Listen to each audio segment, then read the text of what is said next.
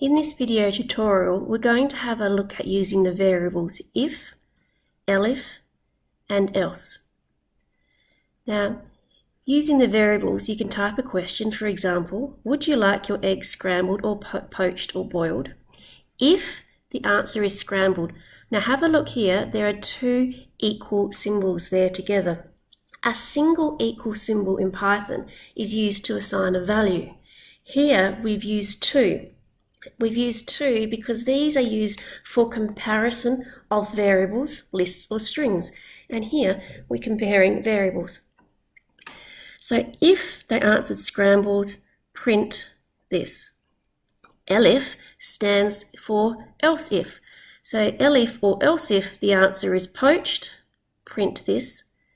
Elif the answer is boiled, print this. You can have as many elifs as you like. Notice here we've got the colons on the end here.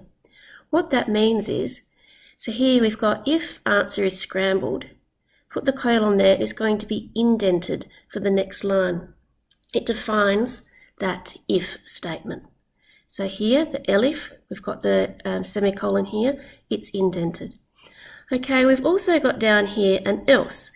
An else is here, so if the person doesn't answer scrambled, poached or boiled, if they answer anything else, it's going to print no breakfast for you then. Let's have a go. Okay, so let's go scrambled. Sure, I can make American-style scrambled eggs. You'll notice that there is a gap in between these two questions. That's because over here, I have printed a line here, a blank line. Now that you've had breakfast, shall we either go back to bed, go to school, or watch TV? Let's go back to bed. Okay, let's try a different option.